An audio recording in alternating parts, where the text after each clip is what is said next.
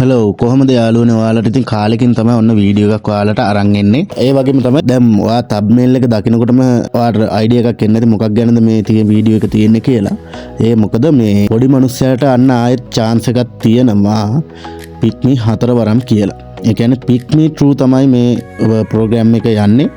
ඒ කියන්නේ පික්මි එකේ වැඩ කරන අයට පික්මි එකේ highest දුවන අයට තමයි මේ chance එක තියෙන්නේ. පොඩි down payment එකකින් BAW E7, BAW E7 Pro, BAW E6 ඔය කාර් තුන සහ තව වූලින් බින්ගෝ ඔය වගේ ලොකු ඒවටත් පොඩි down payment එකකින් වාහනේ ඔයාගේ කරගන්න පුළුවන්. හැබැයි ගොඩක් අය නොකියපු ගොඩක් අය ඒ process එක ඇතුලේ හැංගිච්ච දේවල් මම මේ වීඩියෝ එකේ කතා කරනවා. ඉතින් skip නොකර වීඩියෝ එක බලන්න. මොකද එහෙම නැති වුණොත් සමහර විට ඔයාට මේක ගන්න පුළුවන්කම තිබුණත් ඔයා සමහර විට මේ දේවල් හින්දා පස්සේ අමාරු වෙටෙන්න පුළුවන්. හොඳේද?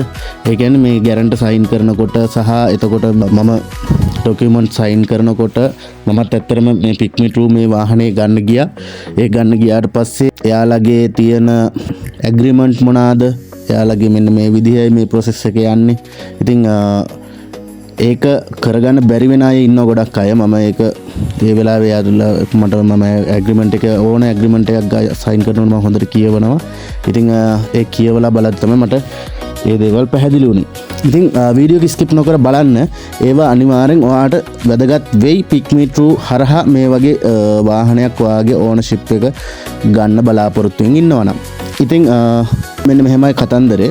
අපි ඇත්තටම මංගාව තිබ්බේ නැනෝ කාර් එකක් කියලා ඔයාලා ඔක්කොම දන්නවනේ. මං කියන්නේ ගොඩක් අය දන්නවා මංගාව තිබ්බේ නැනෝ ටාටා නැනෝ කාර් එකක් තිබ්බේ. ඉතින් ඒ කාර් එක මට මේ වාහනේ ගන්න ඕන හින්දා මම ඇත්තටම ඒ වාහනේ දුන්නා. දැන් මේ වාහනය දුන්නට පස්සේ ඊට පස්සේ මම ප්ලෑන් කරා මේ වාහනය මම කොහොම හරි ගේනවා කියලා.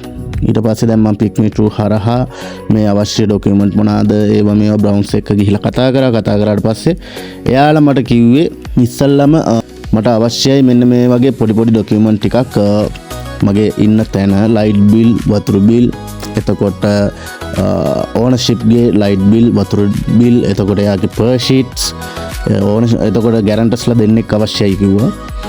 එතකොට මම ඉන්නේ කොළඹ බෝඩ් වෙලා. එතකොට ඒ බෝඩිමේ අයිතිකාරයාගෙන් ලෙටර් එකක් අවශ්‍යයි කිව්වා. ඒකත් දුන්නා. ඊට පස්සේ ලයිට් බිල් අවශ්‍යයි කිව්වා. ඒකත් දුන්නා. ඊට පස්සේ දැන් අදාළ ඩොකියුමන්ට් ටික කම්ප්ලීට් වුණා. හොඳේද? එතකොට බ්‍රවුන්ස් එකේ තියෙනවා එක්ස්පීරියන්ස් සෙන්ටර් එක. එක්ස්පීරියන්ස් සෙන්ටර් කියලා වෙනම ඔෆිස් එකක් තියෙනවා. ඒ ඔෆිස් එක හරහා තමයි අපිට මේ වාහනය ගන්න පුළුවන්කම තියෙන්නේ. ඉතින් ඔය ඔෆිස් එකේදී තමයි මට ඔය විස්තර ටික හම්බුනේ. ඊට පස්සේ ඒ විස්තර අනුව මම ඩොකියුමන්ට් ටික බාර දුන්නා. මට කෝල් එකක් ආවා මම හවස 6ට විතර. කෝල් එකේදී කිව්වේ මගේ ලෝන් එක ෆේල් වුණා කියලා. එහෙනම් මට වාහනයක් ඕට නැහැ. මට මුදල් ටික මම රිජෙක්ට් කරගන්නම් කියලා කිව්වා. කියලා ඉවරුනාට පස්සේ මෙන්න ආයෙ මට කෝල් එකක් ආවා. ඇවිල්ලා මට කිව්වා මේමයි ඔයාගේ ලෝන් එක පාස් වුණා. හැබැයි එක දෙයක් තියෙනවා. මම BAW E7 එකක් ඉල්ලලා තිබ්බේ. E7 එකේ වාහන ඉවරයි කියලා. මම හරි ප්‍රශ්නයක් නැහැ. මට E7 Pro එක දෙන්න. පොඩි ගානක් රුපියල් එයාලගේ මේකත් එක්ක මම මෙන්ෂන් කරන්න රුපියල් 4963යි යන්නේ. එතකොට රුපියල් 400ක 500ක වගේ දවසකට වෙනසක් තමයි වෙන්නේ. මම දැනුවත්ව ඉන්නවා ඇල්ටෝ වලට වැගන්ආර් වලට රුපියල් 5000 ගෙවන අය. ඒ කියන්නේ පික්මි හරහා 5000 දවසට ගෙවන මිනිස්සු ඉන්න. 5000 6000 කාර් වලට ගෙවාගෙන දුවන අය ඉන්නවා. සෙඩාන් වාහන වලට සමහර වෙලාවට 7-8000 ගෙවාගෙන මේ දුවන අය ඉන්නවා. ඒකින්ද මේක මහා දෙයක් නෙවෙයි කියලා දුවන අය හොඳට දන්නවා. පික්මි දුවන අය දන්නවා මේ රුපියල් 5000ක් කියන එක මහා දෙයක් නෙමෙයි මේකට දාන එක කියලා. එතන මම බැලුව එක වාසියක් තමයි මේ වාහනේ ගන්නකොට එකක් තමයි මට ලැබිච්ච වාසිය තමයි මම දැන් ඇත්තටම ෆිනෑන්ස් වලට අයින් කරන්න ඕනේ, පෙට්‍රෝල් වලට අයින් කරන්න ඕනේ. ඒ අයින් කරනකොට මම මාසෙකට ගණන් හදලා බැලුවා. මාසෙම මම පික්මි දිව්වොත් සාමාන්‍යයෙන් නැනෝ කාර් එකේ මම බැලුවේ ටාටා නැනෝ කාර් එකේ ඒ ඔයාලා දන්න හොඳටම ෆියුල් එක හොඳටම කරන පෙට්‍රෝල් හොඳටම කරන වාහනයන්නේ. නැනෝ ඉතින් පෙට්‍රෝල් හොඳටම කරන වාහනේත් මට සාමාන්‍යයෙන් මාසෙම දුවන්න ලක්ෂ 2.5කට වැඩි යනවා තෙල්. පෙට්‍රල්. එතකොට මේකේ ගණන් හදලා බලනකොට මට ආවේ හරියටම 50000ක වගේ ඉලෙක්ට්‍රිසිටි බිල් එකක්. මං හිතපු විදිහට සාමාන්‍යයෙන් ඊටත් අඩු වෙන්න පුළුවන්, එහෙම නැත්නම් ඊට වැඩි වෙන්නත් පුළුවන්. මම දන්නේ නැති ඉන්න මේ වාහනේ ගැන තාම ලොකු අයිඩියා එකක් නැති හින්දා. අර එහෙම එකතු කරගත්ත විස්තරත් එක්ක තමයි ඔය මම ඔය ඉලෙක්ට්‍රිසිටි බිල් එක නම් හැදුවේ. සමහර විට එහෙම වෙන්නේ නැත්තම් පාවිච්චි කරන අය ඉන්නවනම් BMW අනේ කමෙන්ට් සෙක්ෂන් එකේ දාන්න, අනිත් අයටත් දැනගන්න. එතකොට ඉතින් මම ඒ වාසියයි සහ මම මාසෙට ඒ පෙට්‍රල් වියදමත් අයින් කරලා එතකොට වාහනේට තව ලීස් එකක් මම ගෙවාගෙන යන්න ඕනේ. එතකොට ඒ ලීස් එක අයින් කරාට පස්සේ ලීස් එකයි ඒවයි මගේ දෛනික වියදමුයි ඒවයි ඔක්කොම අයින් කරාට පස්සේ ඇත්තටම ලාභදායී කියලා මට හිතුණා මේ වාහනේ. එතකොට සාමාන්‍යයෙන් මෙයාලගේ අවුරුදු 10ක වොරන්ට් එකක් හම් වෙනවා. ඒ අවුරුදු 10 වොරන්ට් එක ඉවර වෙන්නත් කලින් අවුරුදු 6ක් නේ ඔය කේස් එක තියෙන්නේ. අවුරුදු 6ක්. අවුරුදු 6ක් යනකොට ඇත්තටම ගොඩක් අය කියනවා මේකට කෝටි ගාණක් ගෙවලා. ඒ කියන්නේ වාහනේ ලක්ෂ 58යි ලක්ෂ 60 ගාණක් වෙන්න ගෙවලා තියෙනවා. එහෙම කියලා තියෙනවා. හැබැයි මම හදපු ප්ලෑන් එකයි මේ මගේ වියදම් මේකයි අතර බලනකොට නැනෝ කායක තියෙනවට වඩා මට ලාභයි මේ BMW ඒ කියන්නේ ඉලෙක්ට්‍රික් කාර් එක තියෙන එක. මොකද මට ලීස් එකක් විදිහට වෙනම අයින් කරන්න ඕනේ, පෙට්‍රල් කොස්ට් එක විදිහට වෙනම අයින් කරන්න ඕනේ, ඉලෙක්ට්‍රිසිටි බිල් එකයි ඒවයි මේව බලනකොට මේ මට අරක තිබ්බත් එකයි මේක තිබ්බත් එකයි වගේ මේකත් තිබ්බේ. හැබැයි ඒකට වැඩිය මේකේ පොඩි බෙනිෆිට් එකක් තියෙනවා. මොකද සාමාන්‍යයෙන් ජෙනුයින් වාහනයක්, සාමාන්‍ය කම්ෆර්ටබල් වාහනයක් පදින්න පුළුවන්. එතකොට ඒ අතින් බලනකොට සේෆ්ටි පැත්තෙන් ඒවා මේවා එක එක පැති ඔස්සේ ඔයාලා ඇත්තටම මේ වීඩියෝ එක බලනකොට ඔයාලා දන්නවා මේ වාහනේ මොකද්ද, මේ වාහනේ මොන වගේ ෆැසිලිටිස් දරවනවා තියෙන්නේ කියලා. හොඳේද? එතකොට මම දැන් ඔය විදිහට ගියාට පස්සේ තව chance එකක් තියෙනවා මේකේ අවුරුදු 6ම. ඔය අපි ගෙවන අවුරුදු 6ේම ඉන්ෂුරන්ස් එක මෙයාලගේ ෆ්‍රී. ඒ කියන්නේ අවුරුදු 6ට මෙයාලගේ ලොකු ඉන්ෂුරන්ස් ක්ලේම් එකක් යන්නේ 1,20,000 ගානක ඉන්ෂුරන්ස් එකක්. 1,20,000 ගානක ඉන්ෂුරන්ස් එකක්, ෆුල් ඉන්ෂුරන්ස් එකක් ෆ්‍රී හම් වෙනවා අවුරුදු 6ට. එතකොට ඔය අර ලක්ෂ 80 ගාන අපෙන් කැපුණට මෙයාලා ෆ්‍රී දෙනවා. ඉතින් මම හිතන්නේ ඒවටත් එක්ක තමයි ඔය වැඩේ යන්නේ. හරිද? ඕක බිස්නස් නේ.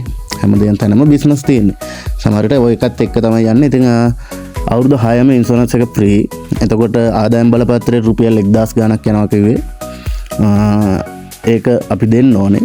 එතකොට තව දෙයක් තමයි මේක ඔය රුපියල් 5000 ගාණ ගෙවාගෙන යනකොට අපි හිතන්නකො ඇරියස් වුණොත් ඔන්න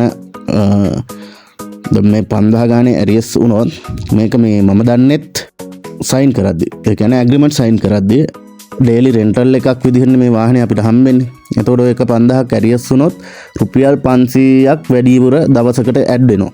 ඒක මාසයක් ඇතුළත තමයි බලන්නේ. මාසයකට පස්සේ බලනවා කොච්චර දවස් ගාණක් මෙයා ඇරියස් කරගෙන ඉන්නවද. දවස් 3ක් ඇරියස් වෙලා තිබුණොත් 1500ක් වදිනවා. හරිද? දවස් 4ක් ඇරියස් වුණොත් 5000 ගන්න බැරුව එතකොට කෙලිම රුපියල් 2000ක් වෙනම ගෙවන්න ඕනේ මේ මාසය ඇතුළේ. හැබැයි මේ මාසයේ ඇතුළේ දැන් අද මේ මාසේ නම් මේ මාසයේ ඇතුළේ ඇරියස් වුණා. මේ මාසෙම කවර් කරගත්තොත් ඒ 500ව ඇඩ් වෙන්නේ නැහැ. මේ මාසෙම ඒක කවර් කරගන්න ඕනේ. ලබන මාසෙට අරන් යන්න නැතුව. එතකොට තව දෙයක් තමයි මෙයාලාට බලය පැවරෙනවා. අපි ඇග්‍රීමන්ට් සයින් කරනකොට දවස් 15ක් අපි කන්ටිනියු හරි තනින් තන හරි ඇරියස් කරොත්, දවස් 15ක් ඇරියස් කරොත් මෙයාලට බලය තියෙනවා කිසිම ලීස් සීස මේකක් මේ පාවිච්චි කරන්නේ නැතුව, සීසර්ලා පාවිච්චි කරන්නේ නැතුව මෙයාලට මෙයාලගේ වාහනේ අරන් යන්න පුළුවන්. මොකද මෙයාලගේ නමට තමයි ඒ වාහනේ රෙජිස්ටර් වෙන්නේ. අර ලීසින් එකක් ගන්නවා වගේම මෙයාලගේ කම්පැනි නමට වාහනේ රෙජිස්ටර් වෙන්නේ. එතකොට අවුරුදු 6කින් තමයි අපිට ඒ වාහනේ ඕනර්ෂිප් එක අපිට හම්බෙන්නේ. ඊට පස්සේ තව දෙයක් තමයි, එතකොට අපි දැන් මේකට දාන ඩවුන් පේමන්ට් එක ලක්ෂ 4යි ලක්ෂ 5යි ඔහොම කිකේ අර දවස් 15ක් ඇරියස් කරගත්තොත් ඒ ලක්ෂ 5ට සුම්ම තමයි. ඒ ලක්ෂ 5 6වත් ආය අපිට හම්බෙන්නේ නැහැ. අපිට හැබැයි අපිට අවුරුදු 6කදී ආය ලක්ෂ 2ක් අපිට රිටර්න් හම්බ වෙනවා. ඒක ලොකු chance එකක්. ඒකත් chance එකක් ඉතින්. ලොකුයි කියන්නත් බෑ. ලොකුයි කියලා කිව්වට ඒකත් ඉතින් chance එකක් දෙයියන්ගේ පිටෙන් එහෙම හරි chance එකක් තියෙනවනේ. හරි. ඔය විදිහට තමයි වාහනේ අරගෙන ඔයාලට ගෙවාගෙන කින්න මන්ද ඒ විදිහට තමයි වැඩේ යන්නේ. එතකොට මෙයාලගින් travel charges අර හම්බෙන ඒ charges, එතකොට home charges ඒ ඔක්කොම ඒ විදිහටම හම්බෙනවා. කිසිම ප්‍රශ්නයක් නැතුව හම්බෙනවා. සර්විස් වාර ඒවා මේවා හම්බෙනවා. එතකොට වාහනේට ඔයාලා දන්නවා මේ වෙනකොටත් මේ වාහනේට කොච්චර මේ වොරන්ට් එකක් තියෙනවද, ඉල්ලුමක් තියෙනවද. එතකොට ඒ වගේ ඉතින් ගොඩක් ඉල්ලුමක් තියෙන වාහනයක් ඔයාලට මම කියන්නේ ඔයාලට කරගෙන යන්න පුළුවන් නම් මේ වාහනේ ගන්න. එහෙම නැතුව මේ වාහනේට අත තියන්න එපා. අපරාධයක් වෙයි ඔයාලගේ සල්ලි. ඉතින් මම තීරණය කරා දැන් මට වාහනයක් නැහැ ඇත්තටම දෙන්න යනවා. ඒක මම දුන්න හින්දා මම අමාරුවෙන් හරි මේ මැච් එක ගහනවා. ඉතින් බලමු. මම ඉස්සරහට ඔයාලට ඔය ඒ වාහනේ සම්බන්ධවත් වීඩියෝ අරන් ඉන්නම් කොහොමද වෙන්නේ. එතකොට මම ඩේලි රෙන්ටල් එක ගෙවාගෙන යන විදිය කොහොමද. එතකොට මම ඒවත් කතා කරන්නම් ඔයාලත් එක්ක. එතකොට ඔයාලට ලොකු අයිඩියා එකක් ගන්න පුළුවන්. හිතාගෙන ඉන්නවා ඉතින් ඉස්සරහට කිසිම ප්‍රශ්නයක් නොවි වැඩේ කරගෙන යන්න පුළුවන් වෙයි කියලා. මම මොකද තාම මට පික්මි දුවන මේ වගේ වාහනයක් තාම හම්බුන්නේ නැහැ. අපි බලමු ඉස්සරහට මොන වගේ වෙයිද කියලා. ඉතින් ඔය ටික තමයි ඔයාලත් එක්ක කතා කරන්න උවමනා වෙලා තිබ්බේ මේ වීඩියෝ එකේ. ඉතින් අපි ඊළඟ වීඩියෝ එකෙන් හම්බෙමු BMW E7 Pro එකක් එක්ක. මං හිතනවා මේ වෙනකොටත් ප්‍රොසෙස් එක හරි. දැන් මං ගැරන්ටත් සයින් කරලා ඒ ඔක්කොම මේ වෙලා තියෙන්නේ. ගොඩක් දුරට මං හිතනවා වැඩේ හරියයි කියලා. බලමු. එහෙම වුණොත් මොකද වෙන්නේ කියලා මං අප්ඩේට් ගේන්නම්. ඉතින් එතකන් ඔයාලට ජයෙන් ජයම වේවා කියලා ප්‍රාර්ථනා කරනවා ඔයාලා හැමෝටම.